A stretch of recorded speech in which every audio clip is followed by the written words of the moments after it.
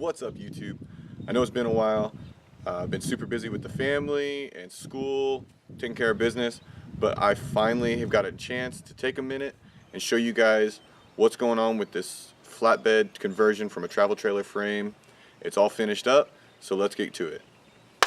Alright, working our way from the front to the back, we've got a old Foot Locker style lockbox that I had sitting around my garage.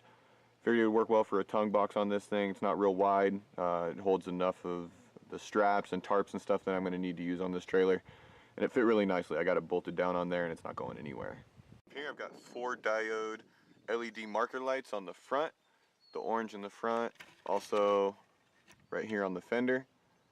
And then in the back I've got red ones to mark the back of the fenders and the 3 LED row in the middle on the back area. I'll get to that here in a minute and show it to you.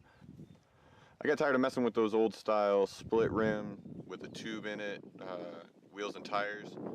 So I went online and ordered these ones on Amazon. Not bad, pretty good bang for the buck. It was $100 for all 4 wheels and $200 for all 4 tires. They've been doing pretty good so far, and the ride has actually improved. They have a little bit softer sidewall than the other ones, not having to have the inner tube, so the ride is actually improved. It doesn't bounce around as much behind me. Also ordered from Amazon, I got these fenders in. I think they were like $100 a piece, something like that, but they're 16 gauge steel, you know, pretty basic fenders, holding up real well. I can actually step on them and they don't bend. They do flex a little bit, but they don't bend or distort in any way, so I'm pretty happy with those as well. Okay, and right there you can see the 3 LED marker light setup that I went with. Again, it's because of the regulation. If the vehicle's over 80 inches wide, you have to have that. Something about it lets people know that they're coming up on an oversized vehicle. Not too upset about it though. It actually kind of looks pretty good. Turned out really clean.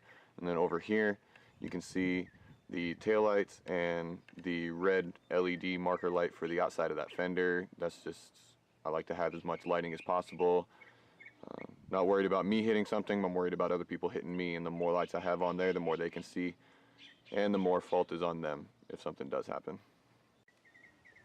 And the last major thing you can see that I've done here was I added a 14-inch tall rail all the way around, and I bought a couple aluminum wraps for the back. I didn't get around to making any kind of a tailgate or anything for it, but I don't think I'm going to. It's not really necessary.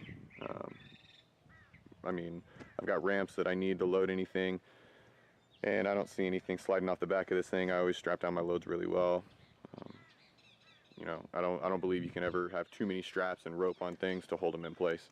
Alright guys, if you've been following this build, I really apologize for the delay on getting this last video out there. I hope that you can find a few tips and tricks in here if you're doing the same kind of thing, converting a frame. It worked out really well. This trailer is going to be much stronger and much more well built than anything you're going to buy at Tractor Supply or any of those mass-produced trailer manufacturers out there. I was able to go in with my welder, reinforce a lot of the weaker joints, put my own rail on. It's fully welded all the way around. On anywhere there's metal touching metal, it's welded out fully, overlapping it as much as possible, making that joint as strong as possible. I'm really happy with the way it turned out. So again, I apologize for the delay. I hope you found something useful out of these videos, and if you would, leave a comment in the video and let me know if there's anything else that you think that I might need to do to this thing.